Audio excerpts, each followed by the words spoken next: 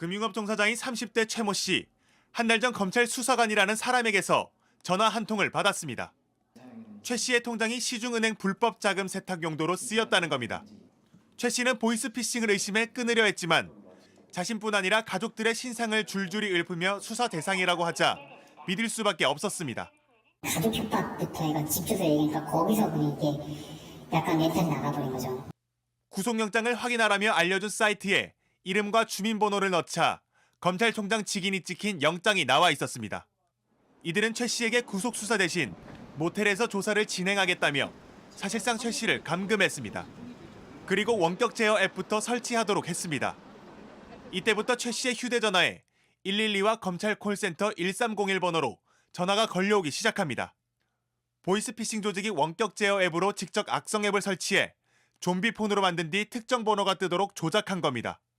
112로 전화가 왔어요. 그 신변 보호 조사를 위해서 지금 그 핸드폰 위치 추적을 실시간으로 하겠다. 동의하시겠냐?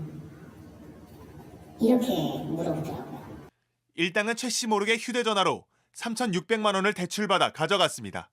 휴대전화 전체를 장악을 했기 때문에 어떤 전화든 땡겨받고 어떤 문자든 볼 수가 있습니다. 이 피해자가 어떤 행동을 하는지 이 범죄 조직은 다 알고 있는 거죠. 그러면 이제 믿을 수밖에 없는 그런 상황으로 흘러가게 됩니다. 지난해 보이스피싱 사기 피해 액수는 8,545억 원. 1년 만에 2배 가까이 급증했습니다. 경찰은 피해 사례가 늘어난 결정적 이유가 좀비폰 수법 때문이라고 보고 있습니다. JTBC 김영민입니다. 70대 여성이 신청하지도 않은 카드가 도착했다는 전화 한 통을 받은 건 지난해 11월.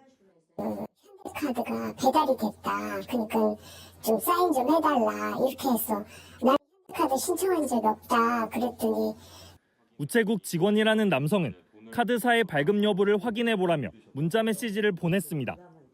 문자 메시지에 있는 링크를 눌렀고 할머니 휴대전화는 좀비폰이 됐습니다. 명예대응으로 금감원에 전화를 하세요 그러더라고요. 그래서 1332로 전화를 했죠. 그랬더니 그때 전화 받은 사람이 바로 이 범죄자예요. 실제 금감원 직원으로 믿은 할머니는 이들 지시를 그대로 따랐습니다. 그 돈에 대한 검수를 해야 되겠다. 이러더라고요. 그래서 검수해라. 나는 자신 있다.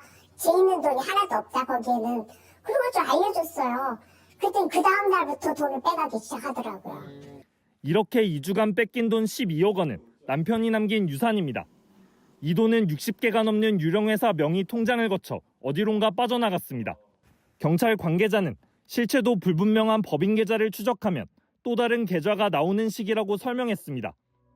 빼앗은 돈을 빠르게 인출하는 대신 이런 유령회사 통장을 동원해 돈을 세탁하는 수법이 최근 늘고 있습니다.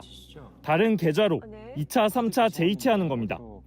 해외에 있는 조직 총책이 이런 돈 세탁만 전문으로 하는 팀에 외주를 맡겨 추적을 따돌리기도 합니다.